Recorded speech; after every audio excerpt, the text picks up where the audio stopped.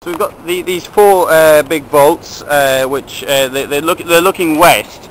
Now, one of them was converted into a Mithraic temple, as I said, but now these were built under the the tax control place, and I presume that these would have been used for storing goods which had been brought in by sea, because we know that the land I'm standing on at the moment was later turned into some kind of like a big warehouse, and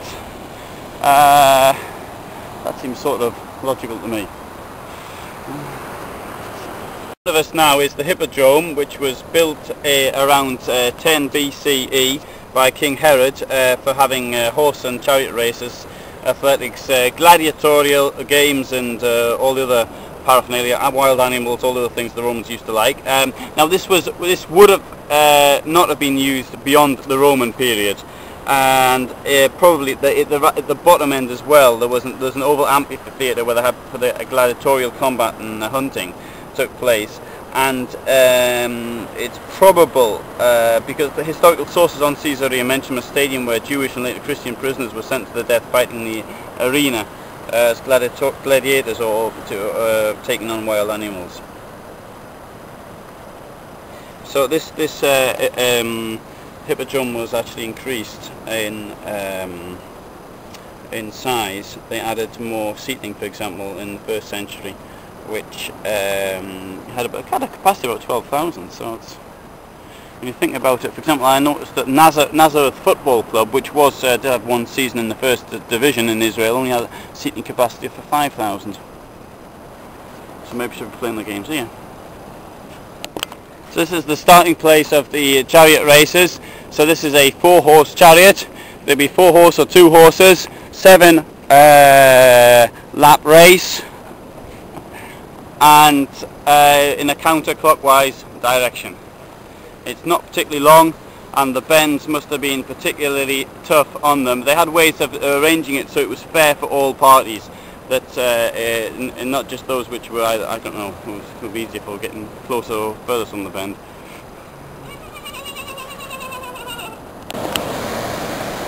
Here's something a bit odd, because this is in front of us now. There is a bathhouse. This was built in the Byzantine period, between the 4th and 7th century CE, and as the population was growing, now they used the remains of Herod's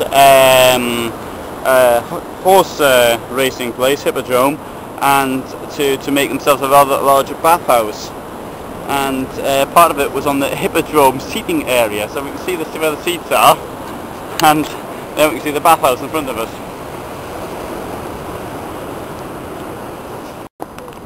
This is the top end of the Hippodrome, and this is the place where the corporate seats were. So the city rulers and all the other flash people would be up here at this end, watching the horses come round, and just close to the last turning point, which I suppose that's probably where all the action was.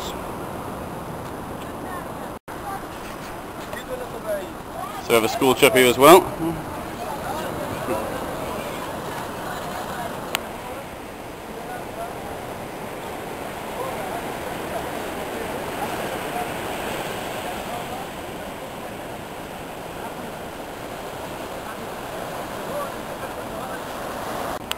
So this is the ancient Roman port, harbour, Hippodrome, Byzantine town, Crusader castle of Caesarea. It's in central Israel, and just as well we came today, because we just discovered the whole thing is in fact a fake, because it's the... If we look very closely, we will see that we found on this pillar here the date, and that's 1997 BCE. So there's the Hippodrome, which was built by Herod, and now on the sea front that we have this ancient, what was possibly an ancient swimming pool. It must be from the Jewish period, because there appears to be a mikveh, a ritual bath, right next to it. What a location. So here we have the seafront swimming pool. Whoop. Just behind the hippodrome.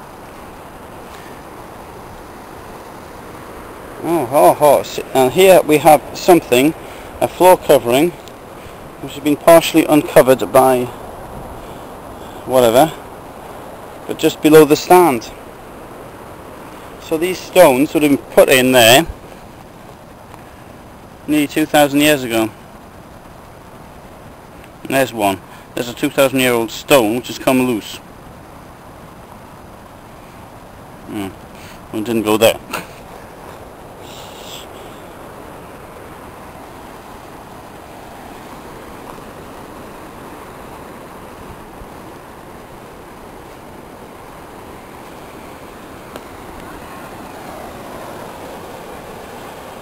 Wonderful flight of geese, or two flights of geese.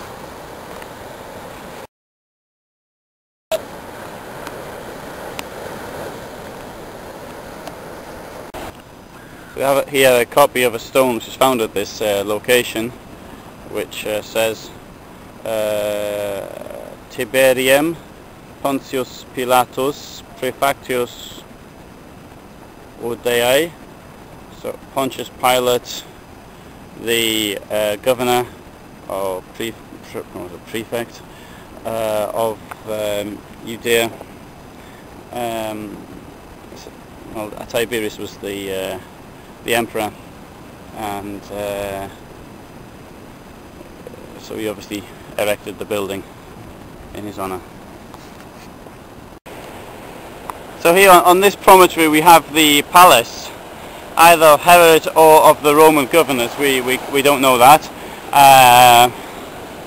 So we have the upper part of the palace where Herod would have carried out within the courtyard. Herod would have done it, or whoever, who was ever in charge, would have done their daily work. And at the bottom bit where the swimming pool is probably the private area, where the terracotta floor, which the beach is hidden.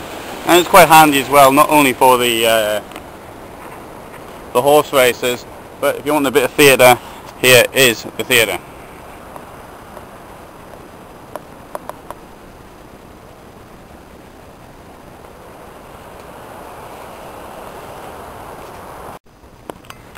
King Herod built Caesarea as a luxurious city, carefully planned, streets and monuments, temples and palace entertainment. Wealth of Roman Caesarea is reflected in the wide range of stone particulars of the Roman building style. Stone of these columns were brought from all over the Mediterranean eastern coast, especially from the famous ports of Greece, Asia Minor, Turkey that is, and Egypt. So the import of building material beginning of building the city lasts for many years. So we see here where it's coming from. There we have Egypt, Aswan, Crete, Greece, and today's Turkey.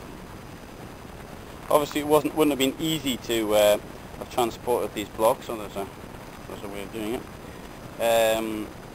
And these were they could have been rolled by anchoring between two wooden logs, which are then dragged by a team of bulls.